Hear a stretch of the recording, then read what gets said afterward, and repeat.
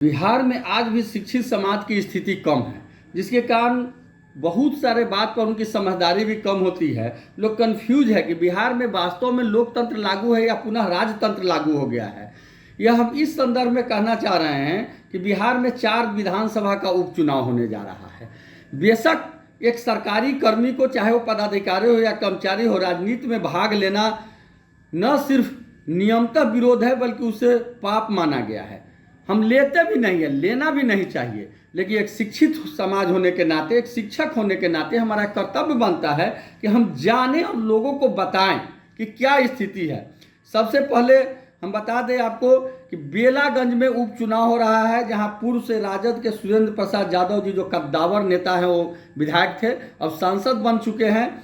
वहां से उनके जगह पर राजद ने उनके बेटा विश्वनाथ कुमार सिंह को सिंबल दे दिया है, टिकट दे दिया है। दूसरा सीट था तरारी, यहाँ से भाकपा माले के सुदामा प्रसाद जी विधायक थे, जो सांसद बन चुके हैं। वहाँ से भाकपा माले तो अन्य दिया है, लेकिन भाजपा ने वहाँ से वह सीट ले लिया। तरारी सीट परंपरागत रूप से जदयू का था, लेकिन विश्व की सबसे बड़ी पार्टी होने के कारण वर्चस्व से उसने सीट ले लिया।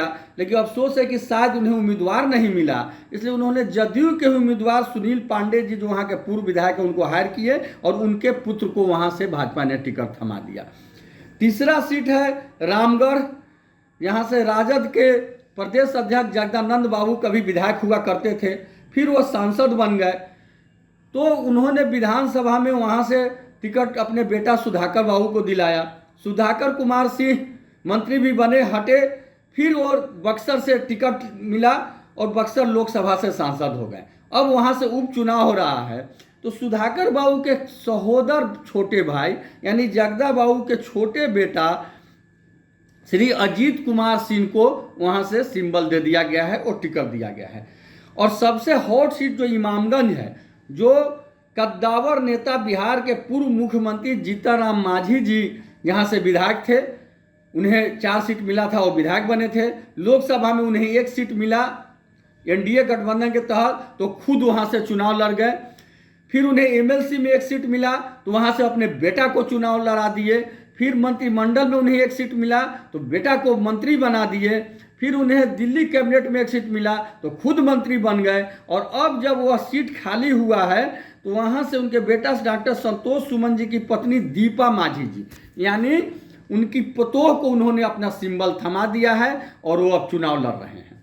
तो इतनी बड़ी बात है, जहाँ 4 सीट है, चारों जगह कोई ना कोई पार्टी अपने ही पत्नी को, पुतोह को, बेटा को, भाई को लड़ा रहे हैं। खास करके 3 सीट पर तो डायरेक्ट जो खाली हुआ है उनके ही लड़ रहे हैं। तो भाई, यह तो कन्फ्यूजन वाजिब है कि इतने दिनों बाद, स्वतंत्रता के बाद, क्या उन क्षेत्रों में नहीं है? तो हम जैसे लोगों के लिए ताली तो बनती है, बजाइए जोरदार ताली, क्योंकि जो जनता है उसका काम सिर्फ ताली बजाना है, दरी बिछाना है, लेकिन अपने हक की बात बोलना नहीं है, क्योंकि हक की बात बोलिएगा तो केस हो जाएगा, जेल जाना पड़ जाएगा। इसीलिए हमने सोचा कि थोड़ी हम जानकारी ले भी ले और थोड़ी जानकारी दे भी दे कि जो भी शिक्षित लोग हैं, जागरूक लोग हैं, थोड़ा सोचिए कि कब बिहार में प्रजातंत्र लागू होगी, कब बिहार में लोकतंत्र लागू होगी, कब बिहार की स्थिति सुधरेगी, कब यहाँ के गरीब गुरुआ के नाम पर चंद मुट्ठी भर लोग शोषित करते रहेंगे उनको और अपना तिजोरी भरते रहेंगे। गरीब तो गरीबे रह जाता है, लेकिन गरीब का नेता काफी अमीर हो जाता है। यह कब सुधरेगा?